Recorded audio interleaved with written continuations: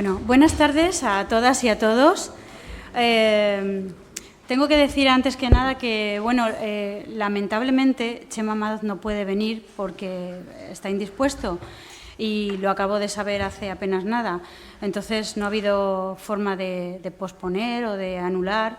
Aquí está Raquel Lanseros, eso sí, y es todo un placer porque es una persona que, bueno, ya verán, fabulosa. Para mí era la mejor pareja, o sea, Chema y Raquel. Y bueno, a ver si podemos recuperarlo y hacerlo en otra ocasión, pero ahora mismo le toca al 100% a ella. Les voy a presentarles a Raquel Lanseros. Bueno, Raquel es poeta, traductora, investigadora y profesora de la Universidad de Zaragoza, ¿verdad?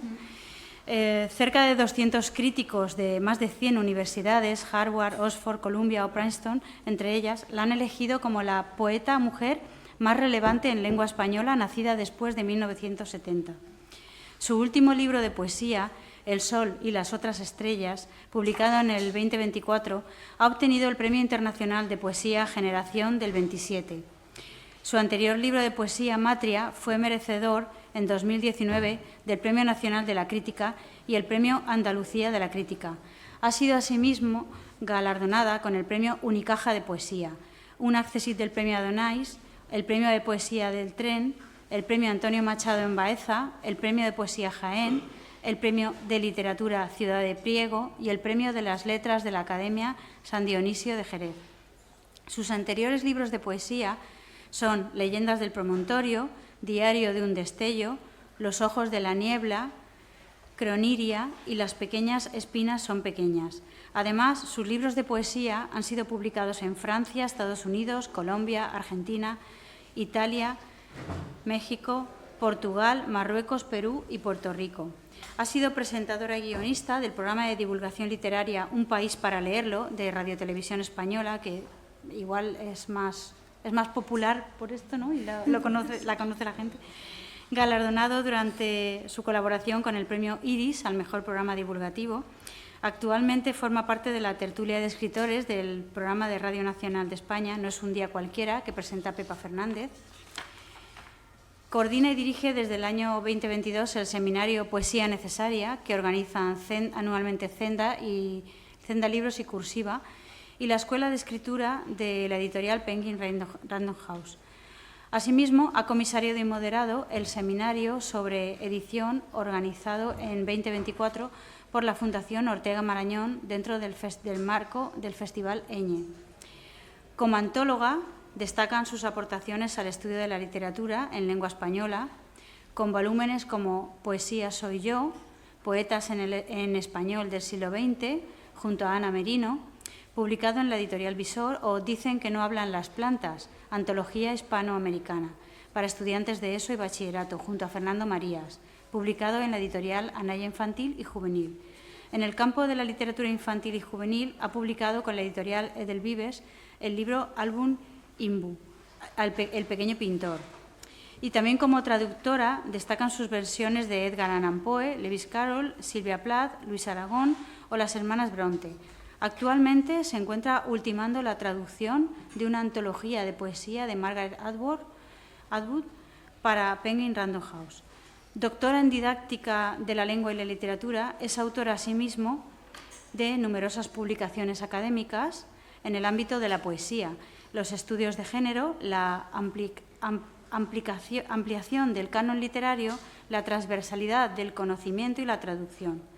Esperando que disfruten de la ponencia que ha preparado para la ocasión y que se ha visto obligada a actualizar ahora mismo, porque debido a las circunstancias les dejo con ella y espero que disfruten. Gracias.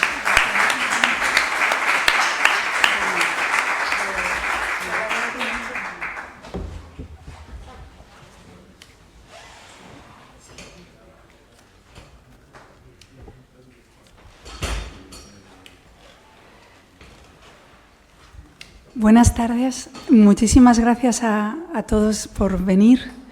La verdad es que se dan pocas veces, afortunadamente, estas situaciones tan estresantes, esa es la palabra.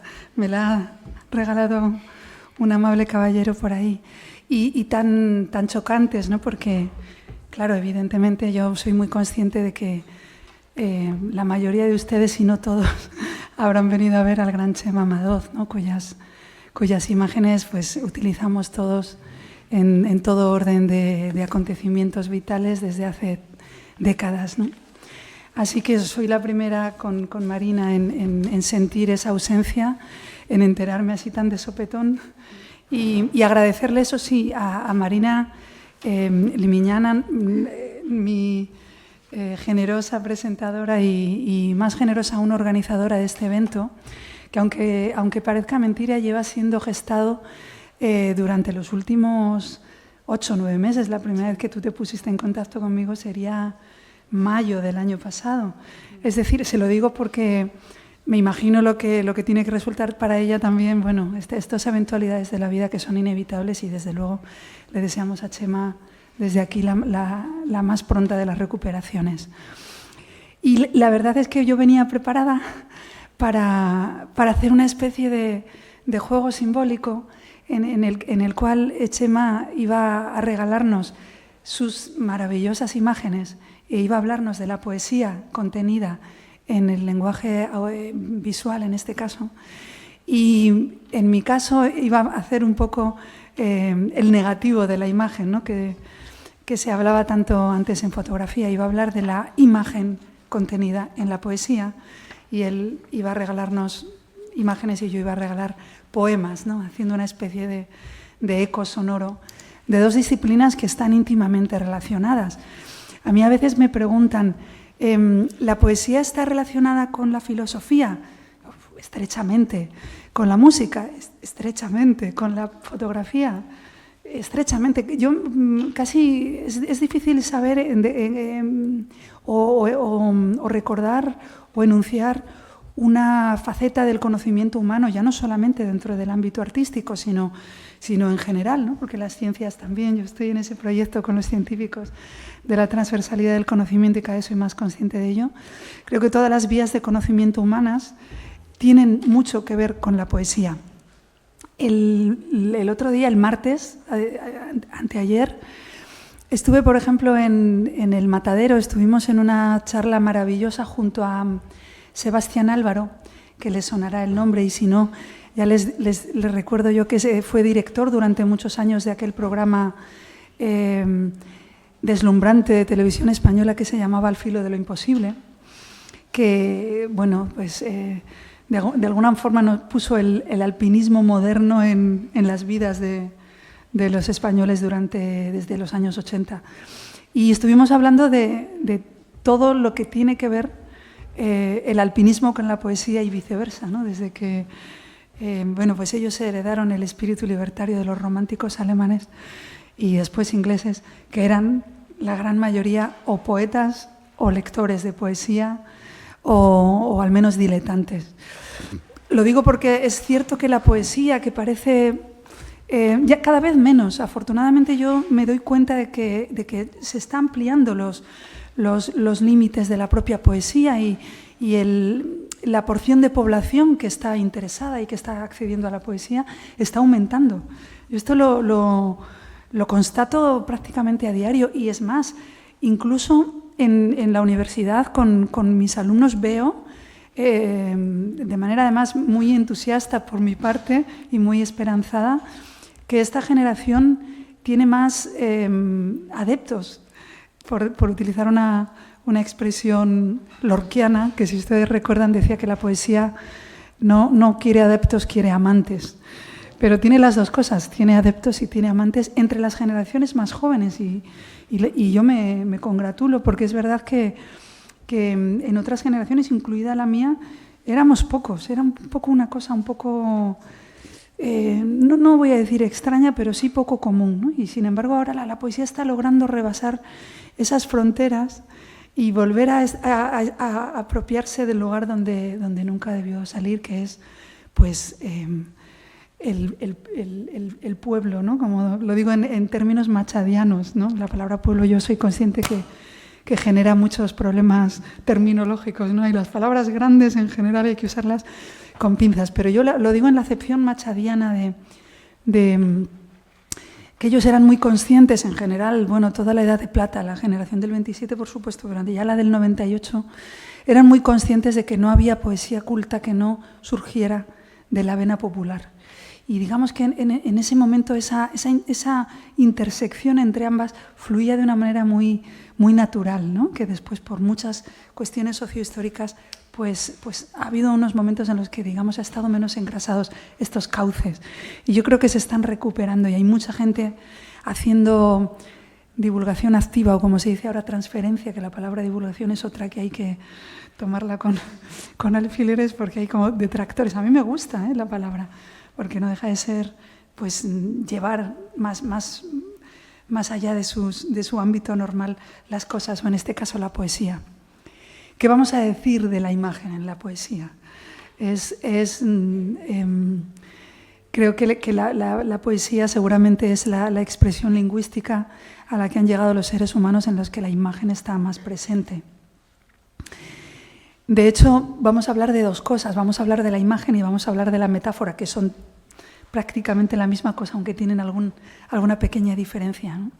Pero metáfora es literalmente poner las cosas un poco más allá, hacer una especie de traslación, traslocarlo, colocar las cosas pasar de un lugar a otro, el sentido, el simbólico y a veces el literal. Y en esa traslación, fíjense ustedes también cómo la etimología, hoy vamos a hablar bastante de etimología para comprender todo esto que llamamos el sentido metafórico de la poesía, la imagen dentro de la poesía. Fíjense ustedes que ya la palabra traslación, que nosotros la utilizamos más en ámbitos científicos, ¿no? La traslación de la Tierra alrededor del Sol, por ejemplo, decimos, en otros idiomas significa traducción, translation. Y traducción en realidad viene de esa misma palabra latina que era ducere, llevar por un lugar, conducir. Y traducir es, bueno, pues llevar las cosas de un lugar a otro. Y de ahí vienen muchas, de ahí viene el duce, ¿no? Como el que conducía a los demás, ¿no? Es una palabra un poco horripilante, pero viene de esa misma base léxica, ¿no? Que es llevar las cosas. Y la metáfora, cambiando las cosas, lógicamente tiene origen griego lo de metáfora, pero yo estoy trasladándolo al latín, es llevar las cosas de un lugar a otro, es decir, ser capaces de percibir no con el significado literal, sino con un significado que es una herencia cultural, a veces voluntaria y a veces inconsciente, porque para metáforas y para imágenes el lenguaje coloquial. Yo voy a traer unas pocas de las que ya están tan estabilizadas que ya casi están dejando de serlo, porque saben ustedes que también las metáforas y las imágenes, a fuerza de repetidas, pierden su capacidad evocadora. Y por eso ya decirle a alguien las perlas de tu boca, pues pues ya no tiene ese efecto que yo me imagino que en el siglo de oro debió de tener, ¿no? Cuando Góngora lo dijo por primera vez, la dama en cuestión debió de sentirse arrobada.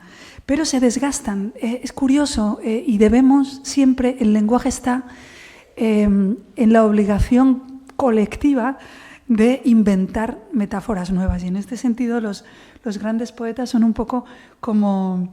El otro día hablábamos con Sebastián Álvaro de las aves, ¿no? de las aves migratorias, y él decía, porque sostenía algo muy arriesgado que a mí me llamó mucho la atención, pero que me gustó mucho aprender, y yo les traslado. Él decía que los científicos, y ahora lo estoy intentando investigar, pero apenas he tenido tiempo, él decía que los científicos habían descubierto un gen, que además él dijo que tengo que volverle a preguntar, DH13, que tiene que ver con la predisposición a la aventura. Bien, es verdad que después matizaba que evidentemente los genes son solamente una predisposición que se activa o no, dependiendo ya de las circunstancias ambientales, biográficas en las que se desarrolle cualquier ser humano. Pero después, hablando con él, que nos fuimos a tomar una cerveza, yo le decía, oye, esto del gen, lo has dicho en público, ¿de verdad? Y así, parece ser que es una necesidad de la especie, que haya unos pocos individuos que tengan una necesidad vital de exploración y, por lo tanto, algo que en principio puede parecer que va en contra del mero instinto de conservación, porque las aves migratorias, como todos ustedes saben, cruzan las rutas marcadas de sur a norte y las conocen y las heredan, pero necesitan que haya siempre unas cuantas que se vayan del camino trazado e intenten localizar otras corrientes de viento, otras rutas que quizás sean más cómodas. Algunas perecen en el intento, otras vienen y cuentan la buena nueva al resto, y a lo mejor el año que viene, en el Camino de África, se ahorran 150 kilómetros o encuentran un lugar donde poder abrevar, donde poder beber agua, donde poder reposar, que está más cerca de lo que pensaban. Es decir, nuevas formas de moverse cada vez más cómodas. Y a mí esto me llamaba la atención porque yo le decía, bueno, los poetas también tienen una parte de aventureros, ¿no? Él decía, yo he estado a punto de morir, cuando le dije, ¿cuántas veces has estado a punto de morir? Me dijo, 7. Y bueno, claro, 8 ya, por numerología, ya habría sido la muerte de verdad, ¿no? Porque lo del 7 es un número muy, muy simbólico, pero dejando ya la numerología y la cábala aparte, lo cierto es que en su caso es un riesgo físico. Yo le hablaba del riesgo poético, ¿no?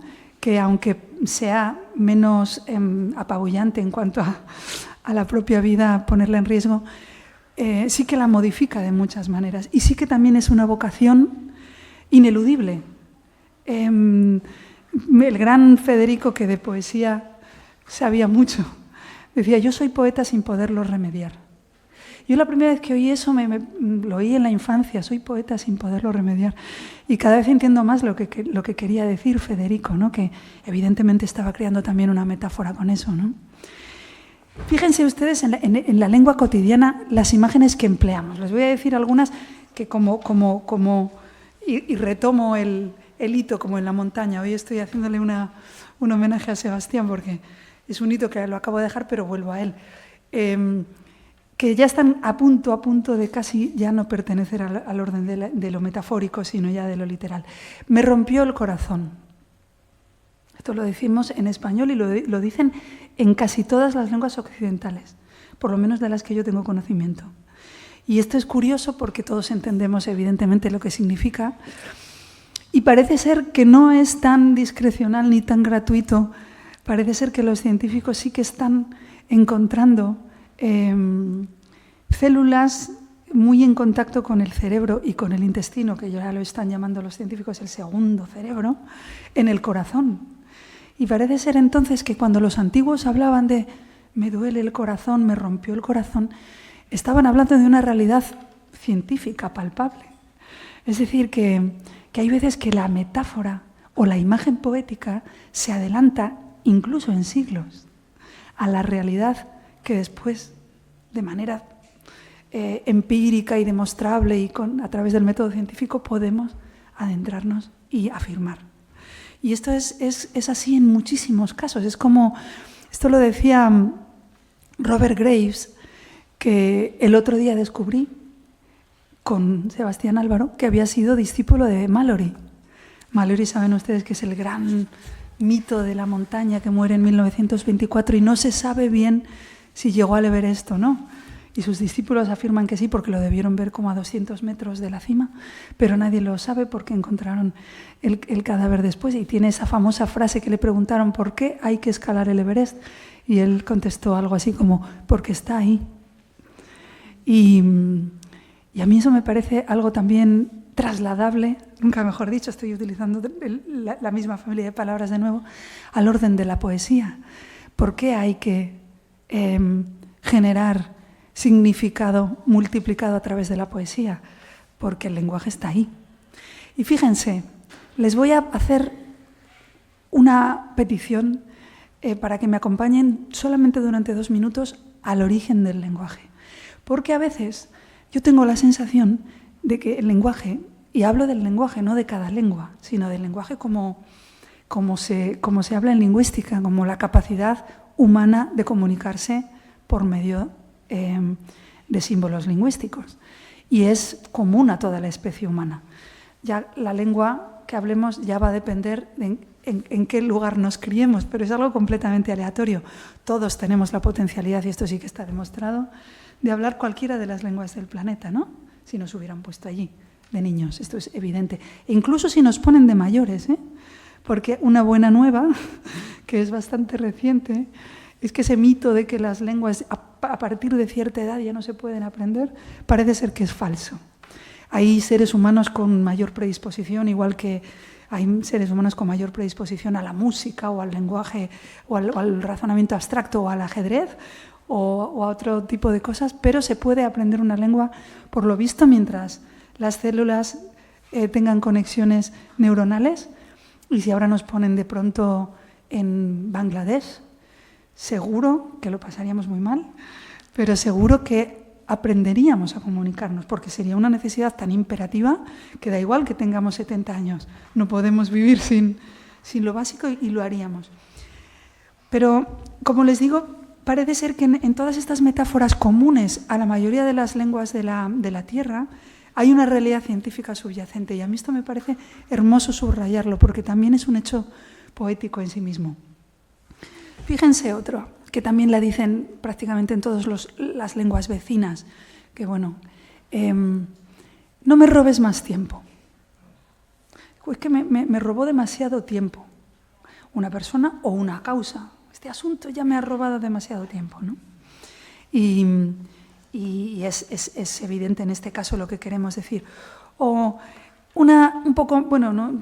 La verdad que a fuer de ser moderna tiene ya más de 40 años, pero todavía se considera slang, entre comillas, en el sentido de que no lo podemos poner en un artículo académico. Te tienes que poner las pilas. Curiosamente, lo de te tienes que poner las pilas lo dicen también, por ejemplo, en alemán. La misma expresión, la misma. Y también es relativamente reciente. Es curioso todo esto, a mí me gustan mucho las lenguas y tiene mucho de poético, me gusta mucho traducir, y tiene mucho de poético también ver cómo las lenguas tienen, más allá del léxico, de la sintaxis, ya en el uso pragmático tienen como ventanas osmóticas que no sabemos si es que de pronto alguien viaja o si de verdad esas ideas están en el aire y las diferentes personas las captan en una época parecida. Pero el hecho es que esto de te tienes que poner las pilas lo dicen en Alemania desde hace también unos 40 años, como aquí, más o menos, ¿no? Y todos sabemos también lo que quiere decir. Es una imagen muy visual, ¿no? Y muy tecnológica, por otro lado, ¿no? O, por ejemplo, cuando decimos eso de estamos en la flor de la vida. Que fíjense ustedes que los griegos hablaban del acmé. El acmé es una palabra maravillosa, por aquí asienten varias personas. Es una palabra maravillosa porque no tiene una traducción referenciada directa en español. Digamos que el acmé es ese momento en que los árboles florecen, pero también es el momento en que los árboles dan fruto. Y claro, ese momento no es el mismo. Pero ellos lo utilizaban para ambas cosas, es decir, es el apogeo vital. Es cuando un ser humano da lo máximo de sí mismo o de sí misma. El acmé no tiene lugar en la vida humana a la vez en todos. Depende, porque todos, como bien decía José Manuel Caballero Bonal, tenemos una edad que es la importante y que no conocemos, que es el tiempo que nos queda. Y eso decía él que era la verdadera edad. Podemos así, a ojo de buen cubero, que es otra metáfora, y además es una metáfora muy concreta, ¿no? Que ya no hay cuberos. Ya yo creo que mi hijo, que tiene 6 años, yo ya no sabría lo que es un cubero, todavía sabe lo que es un cubo. Pero podemos más o menos adivinar lo que nos queda en relación con la esperanza de vida del país que habitamos. Pero eso no significa nada, porque hay quien vive 100 y hay quien vive 60. Es decir, que es como lo de la media, que siempre se dice que el pastel tocamos a la mitad, pero uno se come un pastel entero y otro no se come ninguno. Es decir, la verdad mentirosa de las estadísticas, ¿no? Pero es verdad que esto de la flor de la vida y el acmé, cada uno lo experimenta en una ocasión. Por ejemplo, el acmé poético, Rimbaud lo experimentó antes de los 20 y no necesito volver a escribir para ser uno de los nombres de la literatura universal. O San Juan de la Cruz, que ahora ya voy a muchos lugares que lo tratan de, tú dicen Juan de Yepes, y bueno, a mí me parece muy bien, no deja de ser el gran poeta que es. Pues necesitó 3 poemas largos para entrar ya no en la historia universal de la poesía, sino en la cima de la mística universal, ¿no? Y con 3 grandes poemas largos y unos poquitos breves, pues es una referencia obligada en cualquier cultura, si se habla de poesía mística o de poesía amorosa. Entonces, digamos que ese Acmé, en su caso, fue muy breve temporalmente. Y hay quien, de pronto, el Acmé lo tiene en edades avanzadas. Y ahora les compartiré algunos poemas de amor de este último libro que he mencionado, Marina Limiñana. Y cuando lo iba a escribir, que un libro como muy regurgitado, la verdad, muy poco pensado intelectualmente en una primera instancia, pero después ya lo intelectualicé antes de escribirlo y empecé a estudiar poetas que hubieran escrito poemas de amor apasionado, no de amor resignado ni de desamor, en su senectud. Y esto me interesaba mucho. Me interesaba mucho ver quiénes en plena senectud eran capaces de escribir poemas de amor sin ápice de escepticismo, convencidos y sin rencor contra el amor, que por otro lado es una postura muy humana y muy legítima y casi entendible. Y entonces me encontré con poetas que incluso habían hecho de la poética amorosa su cima en la senectud. Y esto a mí me sorprendió mucho, ¿no? Quiero decir que el Acmé cada uno lo tiene cuando puede. Hay circunstancias biológicas, porque eso es verdad, que digamos que cronológicamente cada uno tiene una forma de envejecer, aunque todos tengamos más o menos un margen que nos une. Pero después está el envejecimiento después, digamos, biográfico, ¿no? Que cada uno lo vive en un momento determinado. Y es verdad que en la civilización occidental estamos conquistando eso que se dice años a los años, que no deja de ser también otra metáfora, ¿no? Llenando de contenido la senectud, que es la última revolución, digamos, demográfica de Occidente, ¿no? Y es un hito en la evolución humana, ¿no? Hace relativamente poco tuve la suerte de compartir con Arzuaga también una conversación que él estaba hablando con otros poetas y me gustó mucho una cosa que dijo, que es una cosa sobre el amor, verán ustedes, pero dentro de la evolución humana. Y aquí estoy haciendo un excursus, pero ahora volvemos a lo que nos ocupa, que es la imagen. No se me olvida. Ya he puesto el hito como Sebastián Álvaro, que va poniendo hitos.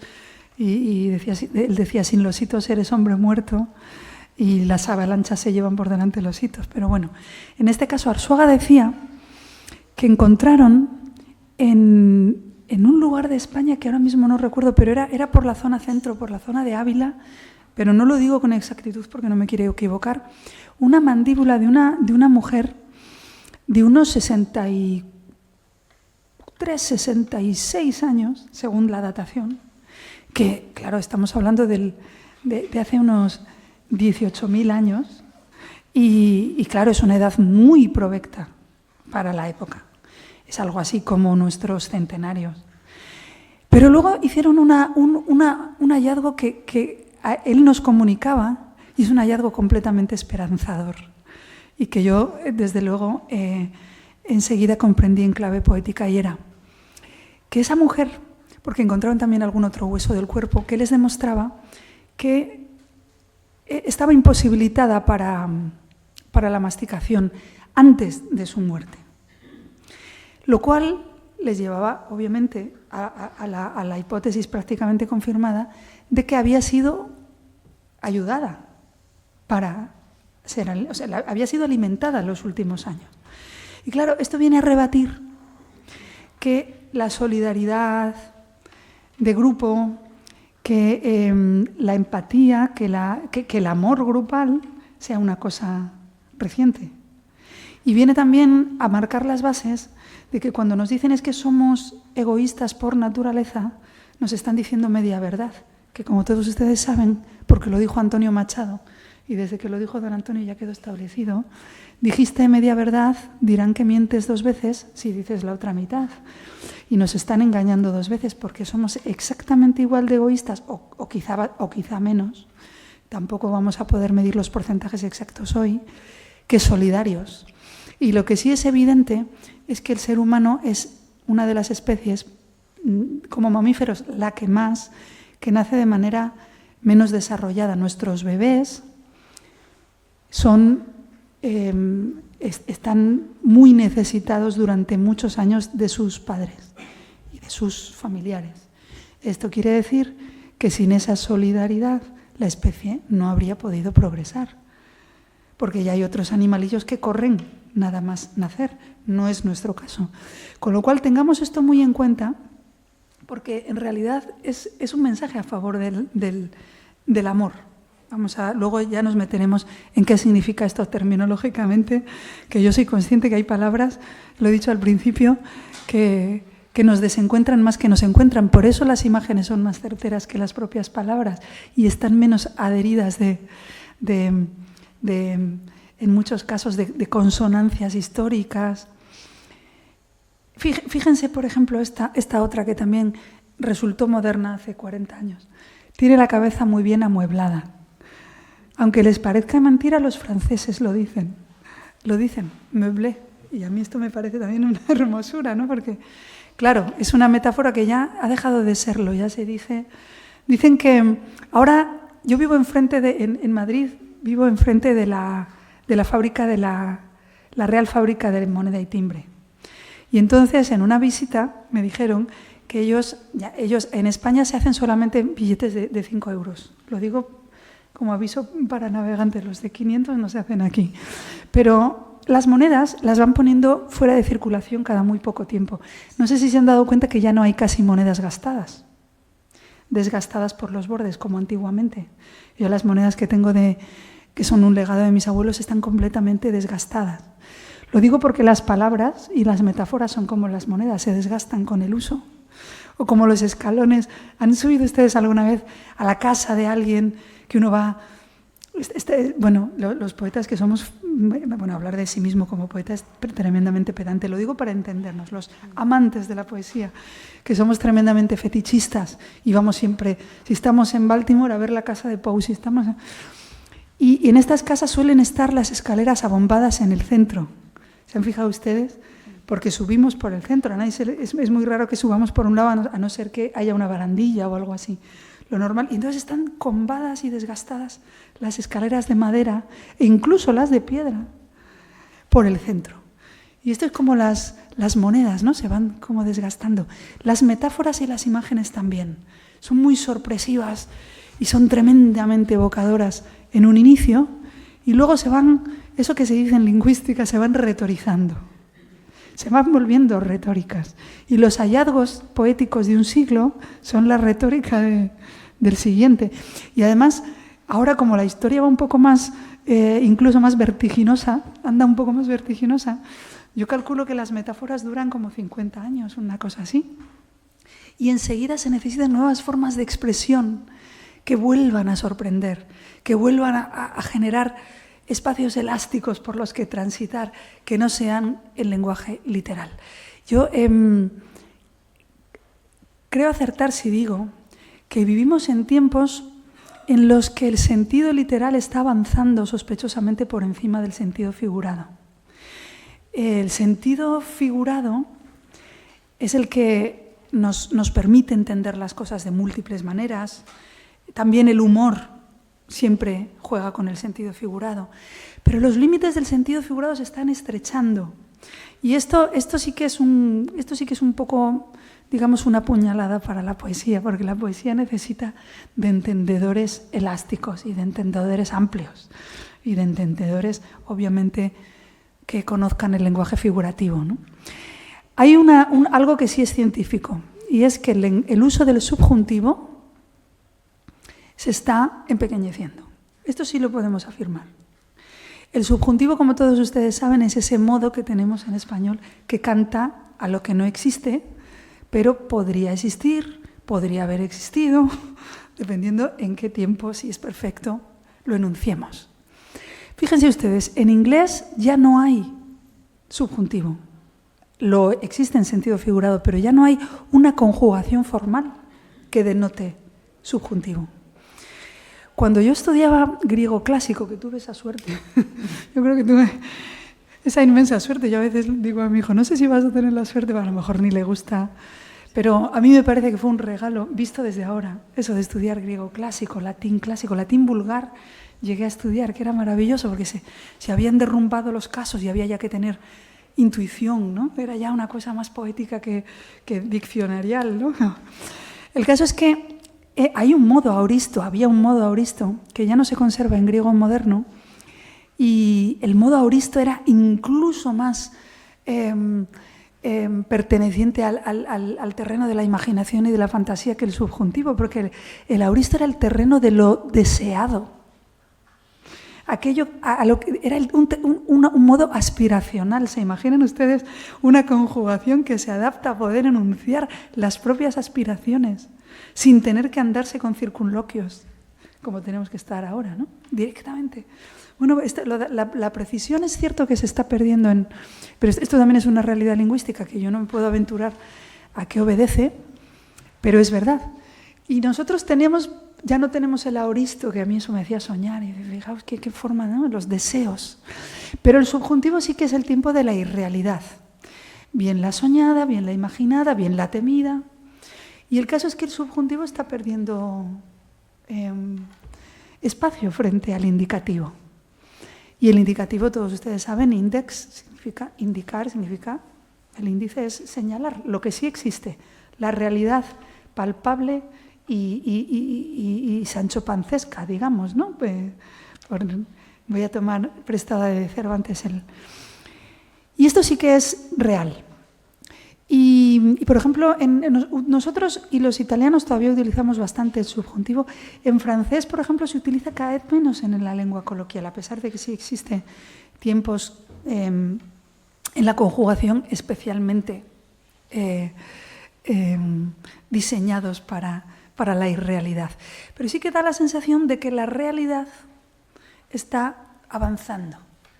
Y digamos que, claro, evidentemente toda poda de matices pues hace el lenguaje un poquito menos brillante y un poco más pedestre, ¿no?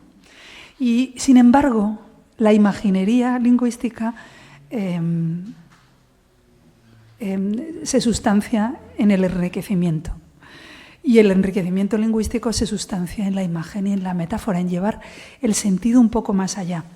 Les voy a decir una cifra, que es 1922, hace casi un siglo. 1922 supuso en Occidente, 1918 en realidad, pero digamos que en el 22 estaban en la resaca de esa Primera Guerra Mundial, que fue devastadora moralmente. Porque claro, nosotros hablamos ya con la conciencia de que hubo una segunda, pero en 1922 eso todavía no lo sabían, por más que algunos historiadores dijeron en el Tratado de Versalles, las condiciones alemanas son demasiado duras. Pero claro, eso ya es más fácil de ver como a toro pasado, que es también una metáfora donde las haya. El lenguaje taurino está lleno de metáforas brillantes. El caso es que en ese momento se hallaban los escritores y los intelectuales muy enfadados con el lenguaje, porque a pesar de toda la poesía contenida desde que tenemos vestigios escritos, que en realidad son 5.400 años, es decir, que la historia es algo muy pequeño, pero se presupone o se puede asumir que la poesía existía antes que la escritura, porque nos han llegado grandes sagas, que hay algunos pueblos prehistóricos, en el sentido preescriturales, mejor dicho, porque lo de prehistórico parece como ya un insulto, que saben de memoria, ¿no? Entonces podemos asumir que la poesía estuvo siempre ahí, desde que tenemos conciencia, ¿no? Pero el caso es que cuando tenemos conciencia, ¿qué es esto del lenguaje? ¿Cómo es posible que demos por sentado un fenómeno que tratamos de humano, pero no sabemos? Porque lo cierto es que desde el punto de vista físico pertenecemos a una especie que en un momento dado comenzó a utilizar unos rasgos físicos como el aparato fonador o como las cuerdas vocales, para emitir sonidos articulados que combinados entre sí dan una combinatoria de infinitud de significados, pero dicen los otorrinos que las cuerdas vocales son un esfínter desde el punto de vista meramente biológico, como cualquier otro de los demás que tenemos en el cuerpo. ¿Cómo es posible? ¿En qué momento la especie humana o prehumana comenzó a darse cuenta o a generar un lenguaje articulado y luego después a escribirlo, que esa es otra aventura? Nadie lo sabe.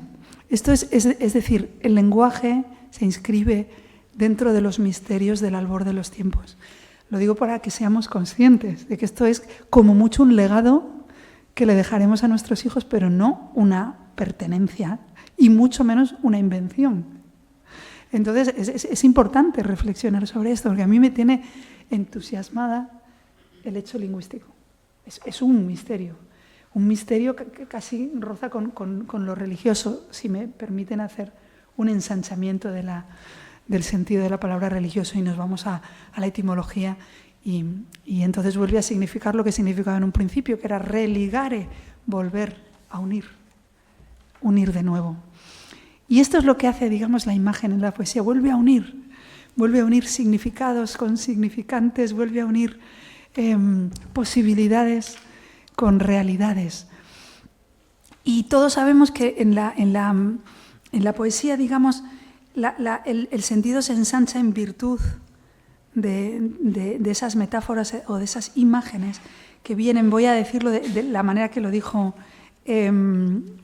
Gastón Bachelard, que saben ustedes que es uno de los grandes teóricos de la imagen en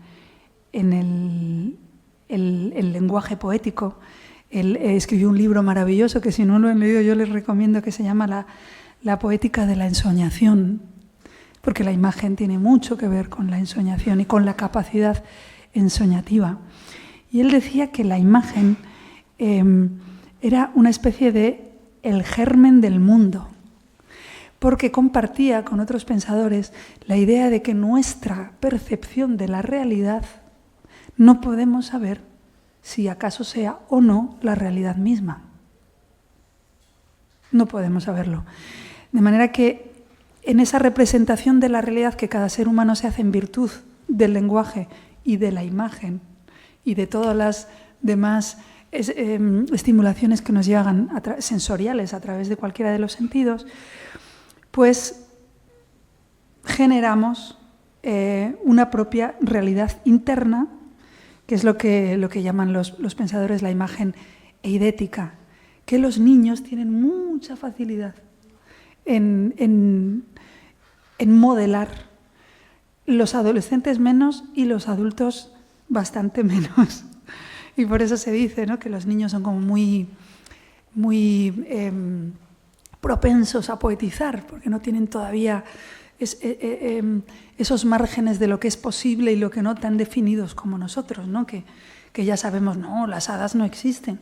Y bueno, ¿cómo que no existen? Los gallegos dicen, a ver, las haylas, lo dicen por las meigas, pero ellos sabrán lo que dicen. Es decir, que los límites de la realidad que nosotros denominamos reales son muy subjetivos. Y de hecho algunos poetas han renombrado las cosas, que de eso se trata también. La poesía nombra el mundo, y fíjense ustedes que en las grandes civilizaciones conocidas, en todas sus escrituras fundacionales, está siempre la palabra como germen creador. Esto está en el Génesis, ¿no? Nuestro Dios, o el Dios de nuestras latitudes, crea el mundo a través de la palabra, ¿no? Y Dios dijo, y la luz fue. Y esto sucede en la mayoría de las escrituras fundacionales del mundo y en la mayoría de las tradiciones orales fundacionales. De manera que a través del lenguaje sería posible crear la realidad o recrearla. Y cuando, por ejemplo, Pablo Neruda llama en sus odas elementales a la cebolla redonda rosa de agua, es muy posible que ya no volvamos a ver la cebolla de la misma manera. O cuando, por ejemplo, Federico García Lorca, haciéndose eco de esa corriente filosófica del hombre es un lobo para el hombre tan antirusoniana, dice, no es el infierno, es la calle. Pues está evocando en nosotros un montón es una metáfora de las que llaman en este caso negativa. Y fíjense, ahora por ejemplo, una metáfora de las que llaman opositiva, que a mí me encanta, que la escribió Octavio Paz en ese libro fundacional de la teoría poética que es El arco y la lira. Y para definir la poesía, que por definición, valga la redundancia, es indefinible, valga la tercera redundancia, y definir en latín es definire, poner fin. Y la poesía no tiene fin y por lo tanto no entra en definiciones, pero es bueno arriesgarse a hacerlas porque todas son un poco verdad y ninguna es definitiva, vuelvo a utilizar la palabra. Y Octavio Paz, que además fue un pensador científico en los últimos años de su vida y muy cercano de las religiones de Medio Asia e India, llamaba a la poesía hija del azar, fruto del cálculo, que es una metáfora opositiva, ¿no? Es casi un oxímoron, porque lo uno significa lo contrario de lo otro, pero ambas cosas son igualmente ciertas. Y imagínense, por ejemplo, cómo definía Juan Ramón Jiménez a la amapola. Yo desde que leí este poema no volví nunca a mirar las amapolas del mes de mayo sin pensar en Juan Ramón. Las llama la novia del campo. Cásate conmigo, amapola, novia del campo. O fíjense ustedes, por ejemplo, el propio Juan Ramón, ¿no? Que siempre, cuando hablamos de las metáforas sinestésicas, evidentemente mezclar todos los estímulos que nos llegan a través de diferentes sentidos, pues él decía, por ejemplo, las caricias rosa, y lo decía además en singular, porque él mantenía que la palabra rosa no tenía plural como adjetivo. Pero fíjense qué hermosas imágenes tenemos, y voy a leerles algún poema. Pero, por ejemplo, el poeta metafísico John Donne, que a mí me encanta, en un libro titulado El sol naciente, que proclamaba su amor por su amada, valga también aquí la redundancia, decía, ella es todos los estados y todos los príncipes. Yo nada más soy. Bueno, en un arrebato de amor cortés, además, ¿no? Ese código amatorio por el cual el otro es sublimado y el yo es minimizado, que ahora mismo tildan de tóxico, ¿no? Pero el caso es que, bueno, ha generado la imagen amorosa que tenemos hasta el momento y es muy difícil sustraerse a ella. De hecho, los jóvenes, los últimos poetas, escriben poesías de amor absolutamente como respuesta a ese código de amor cortés. No es tan fácil sustraerse a la tradición. Esto lo decía Goethe. Dice, la historia, da igual que la sepamos o no, va a influir en nosotros igual. Pues la poesía también. Da igual que... Todo un día lo dijo mi paisano. Bueno, yo nací en Jerez, pero me crié en León. Y el gran escritor leonés Julio Llamazares, a quien además yo adoro desde el punto de vista personal, decía, hay dos tipos de personas con respecto a la poesía. Los que están completamente enamorados de ella y los que están completamente enamorados de ella pero todavía no se han dado cuenta o no son conscientes y acaso despierten o no. Pero bueno, a través de la lengua es muy difícil no estar enamorados de la poesía. Shakespeare hacía una metáfora de las que llaman puras. Julieta, en Romeo y Julieta, decía, Julieta es el sol. Fíjense que ya no es una comparación, ya no es como el sol, no es un símil, es el sol. Y en este sentido, también en el soneto 18, que es uno de los sonetos de amor más famosos de la historia de la poesía, le decía, te compararé, o como traducían antiguamente, que a mí me gusta más, he yo de compararte con un día de verano. Y bueno, genera una de las imágenes más hermosas. Silvia Plath, por ejemplo, tiene un libro, un poema que se llama Metáforas, literalmente, en el que habla de su embarazo, que a mí me interesó mucho. Además, cuando yo estaba embarazada, me parecía que buscaba desesperadamente poemas que aludieran, me parece que que tiene una deuda pendiente la poesía con un fenómeno tan brutal como el embarazo, ¿no? Y ella decía, soy un acertijo de 9 sílabas. Una imagen hermosa para definir el embarazo, ¿no? Y fíjense, por ejemplo, Emily Dickinson lo que dijo sobre la esperanza, la imagen que ella proyectó. Dice, la esperanza es esa cosa con plumas que se posa sobre el alma. Es una hermosura. Sobre la esperanza dijo algo muy hermoso también Raúl Zurita, el gran poeta chileno, que es además un ser humano adorable y que uno cuando está frente a él tiene la sensación de estar frente a la estirpe de Lorca, ¿no? Él es poeta en sí mismo, es poeta él. Y sobre la esperanza dijo algo hermoso, que es... en realidad lo dijo sobre la poesía, pero de manera extensiva sobre la esperanza. Poesía es la esperanza de todo aquello que no tiene esperanza. Y a mí me gusta mucho recordar. Luego, Robert Frost, que es el poeta norteamericano más amado por el pueblo americano, ¿no? Hicieron, como ellos hacen encuestas para todo, hicieron una encuesta hace unos 20 años cuál era el poema favorito de los estadounidenses y votaron y salió ese que es tan famoso, ¿no? Que es The Road Not Taken, el camino no tomado, que dice, de todos los caminos tomé el menos tomado y eso fue el que hizo la diferencia. Pero a mí su poema que más me gusta es uno que es parándome bajo el bosque, parándome en las lindes del bosque en una noche de nieve. Y entonces él es un caballero, o es un jinete, o es un cowboy. Es alguien que va montado a caballo, que mira el bosque y dice, el bosque, así lo traduciendo no tiene la misma gracia porque rima en inglés, pero dice algo así como, el bosque es hermoso, oscuro y profundo, pero yo tengo muchas millas por delante. Pero yo tengo muchas millas por delante antes de dormir. No, pero yo tengo promesas que cumplir y muchas millas por delante antes de dormir. Que a mí me parece una de las metáforas más hermosas del impulso juvenil que puede darse a cualquier edad, que es querer hacer algo distinto. Yo tengo muchas promesas que cumplir y muchas millas que recorrer antes de dormir. Y por ejemplo, Luis Cernuda, uno de mis poetas favoritos del 27, y el 27 es un cruce de genios análogo al siglo de oro, por eso lo llaman la Edad de Plata, y lo tenemos ahí, lo tenemos en 2 años, los grandes fastos, va a ser la gran efeméride poética en mucho tiempo. Luis Cernuda dice, cuando la muerte quiera una verdad quitar de entre mis manos, las hallará vacías, como en la adolescencia. Fíjense ustedes qué hermoso. Y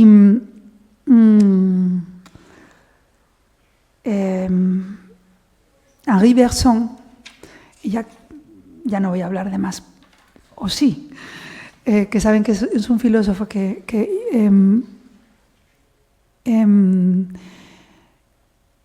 tuvo muchísima influencia, influyó mucho en grandes poetas como Antonio Machado y como los modernistas y los simbolistas franceses. Hablaba de que las metáforas y las imágenes poéticas eran una fórmula. Él decía, digamos, una especie de alegoría científica y decía que en esa mezcla potencial de las palabras que imaginan, nunca mejor dicho, quiero decir, desde el punto de vista de la genealogía etimológica de imagen, es un proceso alquímico. Entonces hablaba del poeta como el alquimista. Y les voy a decir una anécdota literaria que es muy hermosa ahora que hablamos de alquimistas. Saben ustedes que hay uno de los libros más famosos de la historia reciente de la literatura, El perfume, de Patrick Süskind, si lo pronuncio bien. Hay un perfumista que trata de hacerle entender a su aprendiz cómo tiene que depositar, cuál es la mejor manera de colocar las flores sobre los panales de cera para mejor extraer su perfume. Claro, esto a mí me lo dicen mucho los científicos. Para propagar un hallazgo científico necesitamos utilizar el lenguaje. Y esto no es nada fácil, porque no existe esa realidad antes. Y claro, los científicos son grandes creadores de metáforas. El agujero negro es una de las más conocidas. Pero, y claro, ¿cómo le dice un alquimista, un perfumista a su aprendiz? Y entonces, después de muchas maneras, por lo visto, dice en la novela El perfume, el aprendiz no daba con la clave y siempre lo hacía de manera incorrecta. Y entonces el perfumista decidió recurrir a una imagen poética. Y le dijo, lo digo literalmente, como lo dice en la novela su autor, se deben poner las flores en la cera como si estuvieran muriendo sus sueños. Y el aprendiz comprendió inmediatamente. Es decir, que a veces es la metáfora y es la imagen la que nos puede hacer comprender lo inefable, lo incomprensible de manera literal. El lenguaje literal, denotativo, comunicativo, informativo, es pobre, no alcanza. Necesitamos estirarlo si queremos que nuestra alma, que es una palabra que yo sé que es muy compleja de utilizar, pero entiéndanmela por favor poéticamente, se expanda y no se sienta tan constreñida y tan aterida en el invierno de la realidad. Y fíjense lo que dijo César Vallejo, que decía que eran testigos de él los días jueves y los huesos húmeros y la soledad, la lluvia y los caminos. Y José Agustín Goytisolo decía que el tiempo es algo que en los rincones se agranda. Y bueno, luego vino Einstein bueno, la verdad es que no era tan antes de José Agustín Goytisolo, pero Einstein nos vino a ratificar que cuando el tiempo se nos hace corto o se nos hace largo teníamos razón. Y yo recuerdo siempre una película argentina en la que el protagonista le decía a su amada, es que no es lo mismo una hora de misa que una hora con vos. y esta es una hermosa frase que Einstein seguro que ratificaría. Porque, como dijo Vicente Huidobro, y volvemos con los poetas chilenos, Chile es un país, lo dicen ellos, como un cuchillo, que por un lado tiene el Pacífico y por otro lado los Andes, y que está lleno de poetas, y de magníficos, grandes poetas. La única mujer poeta a la que le han dado un Nobel en lengua española hasta ahora es chilena, o era, yo digo es porque la digo en presente, ¿no? Gabriela Mistral. Pero Vicente Huidobro decía que sobre la nieve se oye resbalar la noche. Y es así, la noche resbala sobre la nieve. Y me he entretenido tanto en la introducción, en el prefacio, en la entradilla, en el prólogo, y díganme ustedes más sinónimos. Y ya sabemos que en lingüística no existen los sinónimos absolutos, todos son relativos y por eso el lenguaje se encarga de desplazar, ¿no? Cuando son idénticos, como can y perro, ¿qué hace el lenguaje? Pues desplaza uno y lo pone fuera de uso, lo eleva a otro registro, porque hay una cosa que rige todas las lenguas del mundo y por lo tanto es una regla que pertenece al lenguaje que se llama economía. Y esto es así. Así que voy a leerles ya por economía y quedando muy agradecida por su paciencia, disculpándome por haber acaparado un tiempo que no me pertenecía, pero que las circunstancias me han obligado a ocupar, pero estoy satisfecha de que no lo haya ocupado yo, sino la poesía, que es la verdadera protagonista, no solo de este acto y de mis días, sino del lenguaje. Les voy a leer un poema que no tiene verbos, tiene al final 3, pero están en infinitivo, que como ustedes saben es la parte no conjugada y por lo tanto no tiene acción. Y bueno, lo traía como un ejemplo de poesía imaginal. Y el poema se titula Madre. También apela a una realidad que que es indiscutible, ¿no? Porque evidentemente la madre se puede ser madre o no, se puede ser padre o no, pero hijo e hija se es. Y por lo tanto la realidad de la madre es descomunal, que es como empieza el poema. Descomunal, gigante, titánica, celeste, vasta, infinita e inmensa, nutrida, incandescente, estable, arbórea, sólida, mayúscula, cuantiosa, considerable, fértil, suficiente, humana, mancillada, claroscura, fugaz, intermitente, perfectible, frágil, abarcable, apagada, reducida, mortal, tambaleante, huidiza, declinante, diminuta, efímera, rendida, imperceptible. Así de madre a hija, de hija a madre, aspirar, igualar, desvanecerse.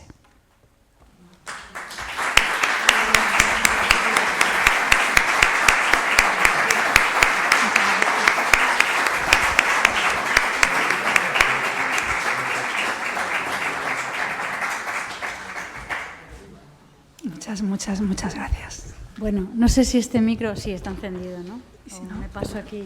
Vale. Sí.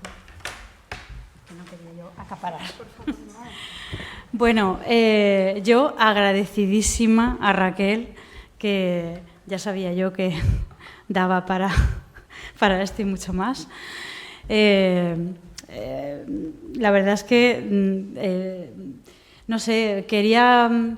Este ciclo ya saben que normalmente combino ciencia y arte, o sea, combino un artista y un científico, una persona que haga divulgación, y en este caso la elegí a ella por el tema de la poesía. Se queda un poco a falta de, pero la verdad es que con ella ha quedado completísimo. Y bueno, estoy un poco... ahora mismo con la situación que se ha generado, pero bueno. Cuando estabas diciendo el tema de Einstein, y me estaba acordando, por ejemplo, de la expresión esta de somos polvo de estrellas. Pues ahí también se conjuga la palabra con el lenguaje, con la realidad, porque es que es verdad que somos polvo de estrellas. O sea, búsquenlo y verán cómo sí que es cierto que venimos de ahí. Y bueno, yo siempre normalmente al finalizar la participación de uno y de otro, lo que hago es generar un poco un diálogo, un debate y, en fin, hablamos, preguntamos. También doy paso al público. No sé si en el público hay alguna pregunta, también teniendo en cuenta que, bueno, Raquel se tendrá que marchar en breve, pero si alguien tiene alguna cuestión, alguna pregunta que hacerle o no sé, en fin, yo también he tomado muchas notas. Sí, comentarios, sugerencias. Reproches no. Reproches dulces, sí. Yo tomaba algunas notas. Sí. Y por ejemplo, cuando decías que se calcula que las metáforas duran, como calculas tú, como 50 años, yo estaba pensando que quizás hoy en día, con el tema de la tecnología, las redes sociales, el lenguaje que se está deformando de esta manera, ¿no? A lo mejor pueda ser que dure menos o no, o se le calcula lo mismo. Yo lo de 50 años obviamente era una aproximación arriesgadísima, ¿no? Pero, quería dar la idea de que vamos acelerando el ritmo del uso y del desuso del lenguaje. Lo que sucede ahora es una cosa muy curiosa. A través de, como todos estamos... La escritura parecía que había muerto, ¿no? Cuando de pronto se inventó el teléfono y todo eso, ya nadie escribía cartas. Y ahora volvemos todos a escribir continuamente, más que hablar, incluso en la distancia. Pero lo que ocurre es que, claro, una de las características de la comunicación escrita frente a la comunicación oral, y esto en mis clases de didáctica de la lengua siempre lo estamos, es que está carente de ese 70% de la comunicación humana oral que es paraverbal. Y claro, no recae en lo lingüístico, sino en lo postural, en lo gestual, en lo facial, en lo tonal, en lo pausal. Y claro, en la comunicación escrita, en ese sentido, por ejemplo, una novela, un artículo, bueno, pues se contextualiza de otra manera, tiene otras posibilidades. Claro, la escritura tan rápida, instantánea, es muy difícil dotarla de contexto. Y bueno, pues por eso utilizamos los emoticonos, ¿no? Que vienen a ser esa manera de intentar contextualizar que el otro no entienda que esto es ofensivo. Claro, es todo muy rupestre, no tiene una gran cantidad de matices, ¿no? Pero sí, ponemos el guiño, a ver si entiendes que estoy bromeando, pero sí que es verdad que hablan las primeras hipótesis científicas que se están haciendo con esto, es que el sentido figurado el sentido literal está avanzando y que hay una menor capacidad de entender el lenguaje de una manera mucho más abierta, ¿no? Entonces, que las tendencias son aferrarse a la literalidad, y eso evidentemente es un empobrecimiento poético, pero que tampoco sabemos si va a ser así o no, ¿no? Pero es evidente que... Luego también es verdad que en las diferentes culturas todo lo paraverbal es complejo porque es distinto, ¿no? Y dicen que las guerras las evitan los intérpretes, ¿no? Dependiendo de... Ahora, bueno, la lengua franca ahora mismo es el inglés, ¿no? Nos guste o no, pero evidentemente no todos los dirigentes hablan igual y los hay que la tienen como lengua materna, los hay que no. Entonces, bueno, dicen que los malentendidos los evitan los intérpretes en ese caso, ¿no? Que las grandes guerras. Pero en la escritura es complejo, se necesita dotar de un contexto que no da tiempo material en tan pocos caracteres de describir. Y entonces, bueno, pues ahí estamos con los emoticonos y, bueno, igualmente y con el corrector, los autocorrectores que mandan barbaridades, ¿no? Igualmente has comentado que el subjuntivo es el tiempo de la irrealidad, ¿no? Y que ahora cada vez se usa menos. Sí, eso está comprobado. O sea, sí que me da que pensar esto, ¿no? Sí que sería un tema de estudio, porque si juntamos esto con lo que acabamos de decir y con, en fin, no sé, aunque dices que la generación universitaria de hoy en día lee más poesía o está más por... Sí, está más receptiva, más proclive. Pero sí, claro, la contracción del subjuntivo es una contracción de la imaginación, eso no cabe ninguna duda, ¿no? Porque y hablar de imagen es hablar de imaginación, en realidad, no por casualidad, imaginación. Sí, de hecho, las imágenes de Chema Amado, lo que íbamos hoy a ver, pues era un poco esto, ¿no? Es de lo que estamos hablando, de un poco del tiempo de lo real o la metáfora o... En fin. Y en sus fotografías mucho el tiempo detenido, ¿no? Que es una de las hermosas irrealidades de que el tiempo no suceda, ¿no? Sí.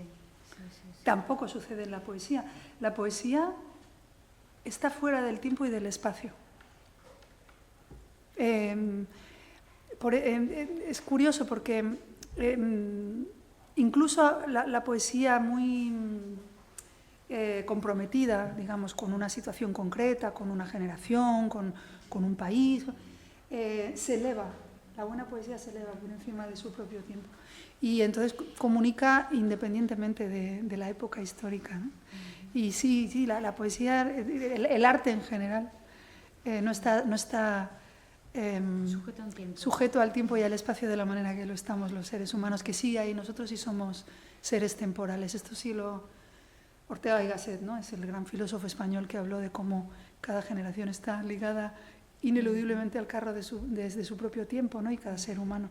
Y esto sí que es un poco verdad, pero la poesía es una flecha que logra elevarse por encima de los límites de nuestra propia vida, ¿no? la fotografía también, el arte que no existiría si no existiera la muerte, porque a lo mejor no nos haría falta. Bueno, en fin. Vale. No sé si nos han dejado... Perdona. Nos han dejado un micro. Entonces, yo a las generaciones más jóvenes, pero no soy buena en refranes, ¿qué pasa como estudiosa porque es también como una metáfora? Totalmente. Los refranes eran una forma de estructurar y comunicar un pensamiento complejísimo de orden filosófico, en la mayor parte de las ocasiones, en muy pocas palabras, y en ese sentido operaban de una manera sintética igual que la poesía.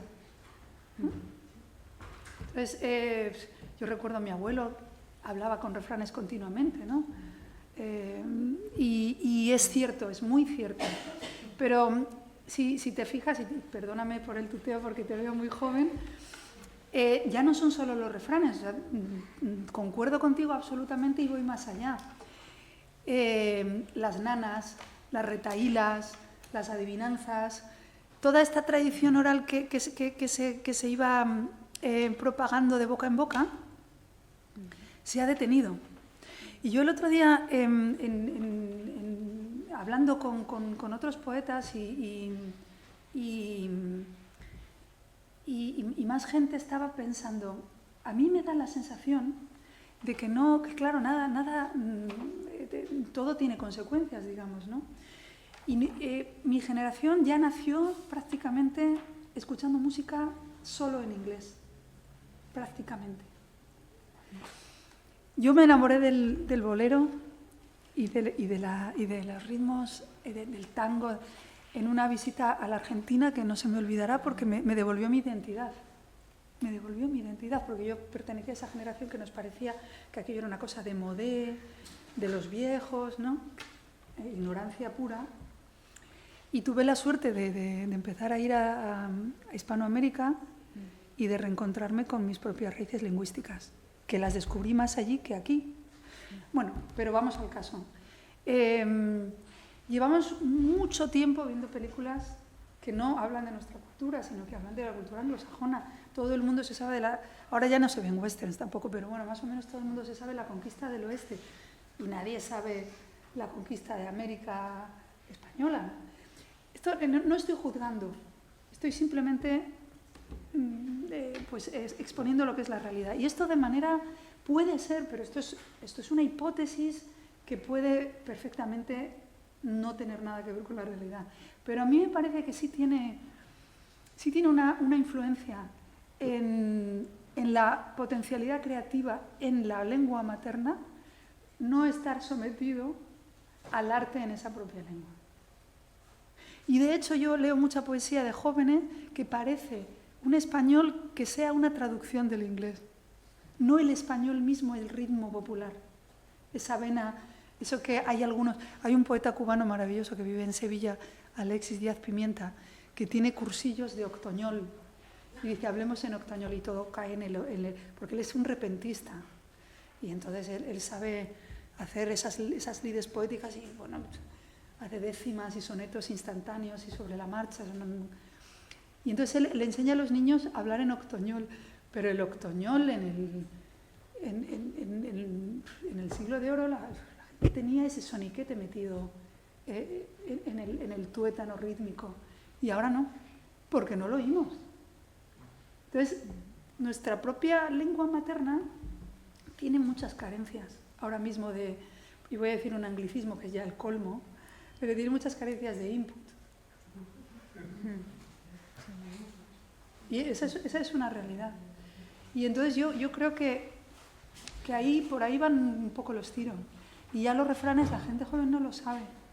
Y eso ya no es solamente perder sabiduría, que es evidente, es también perder los hilos de una tradición lingüística que, bueno, pues en realidad nada es bueno ni malo, ¿no?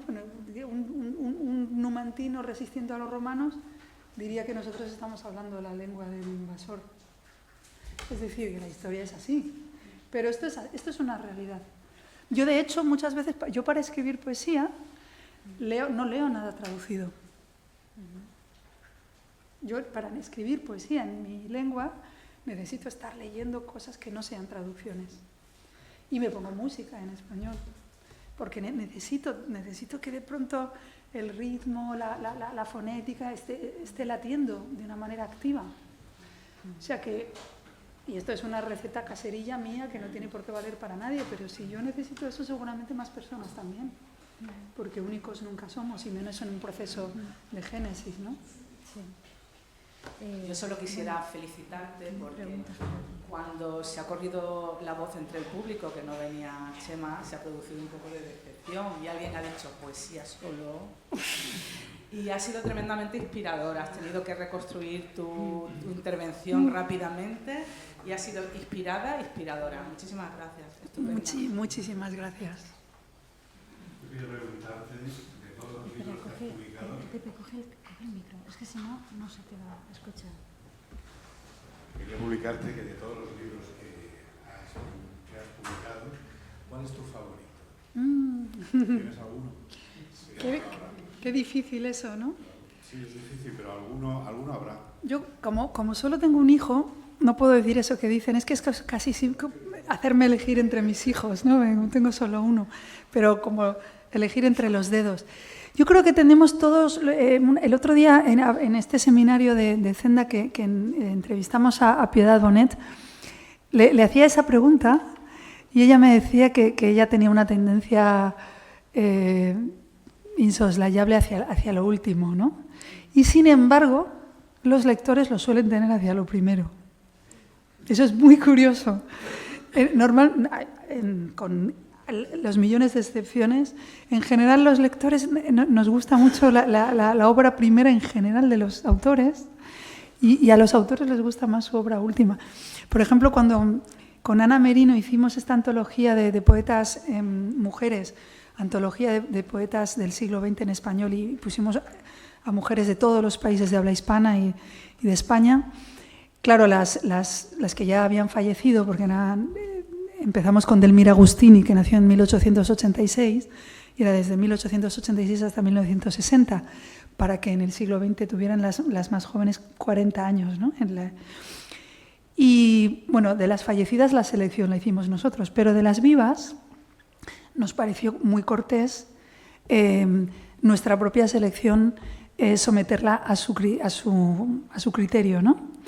Y nos dieron un veredicto final que en algunos casos no tenía nada que ver con el nuestro. Y ellas tendían a elegir los poemas últimos y nosotros habíamos puesto más poemas primeros.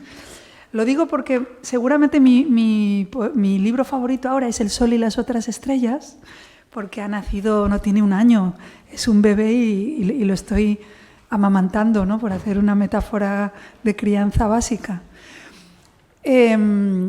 Pero yo me imagino, digamos, el Matria seguramente es como el libro que la gente tiene muy en la cabeza.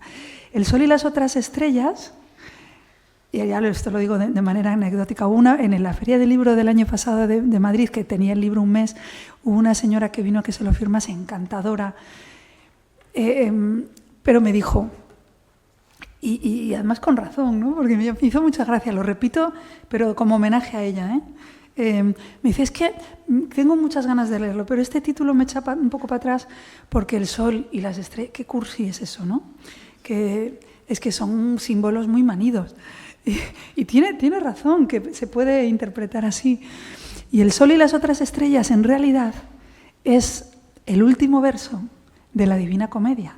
Y no lo escribí yo, lo escribió Dante Alighieri, que es el tercer canto, el Paraíso. Y cuando él escribe ese último verso, él dice, amor que mueve el sol y las otras estrellas. Y a mí esa definición del amor me conmovió tanto cuando la leí por primera vez con 17 años, que yo supe que yo ya forma parte de mi vida, y yo sabía que si alguna vez escribía un libro de amor, que atreverse a eso, lo iba a titular así, porque en realidad el sol y las otras estrellas es lo que dice Dante que el amor mueve. Y con eso, 700 años antes de nuestra era, nos está diciendo algo que los científicos están corroborando, empezando a corroborar, porque del amor nadie sabe nada. pero que el amor no es un sentimiento humano, o no solo es un sentimiento humano, sino quizá la fuerza motriz que hace que se propague la vida, no solamente en la Tierra, sino en el universo conocido. Y por lo tanto, esa fuerza a favor de vida, que díganme ustedes si el amor no está a favor de la vida.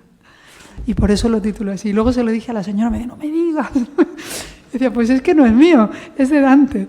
Y nos reíamos juntas, ¿no? Porque es verdad que... ¿El otro título que has dicho? Matria. Matria. Sí, que es el libro anterior que... Perdona.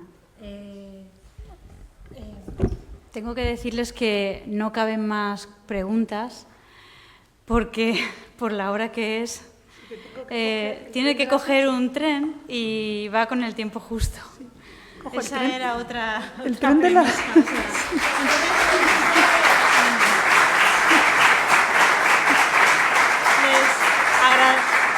Agradeciendo muchísimo la asistencia y disculpando de nuevo a Chema.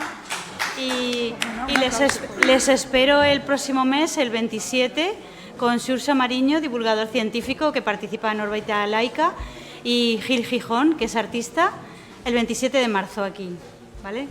Venga, gracias. Buenas noches. No falte.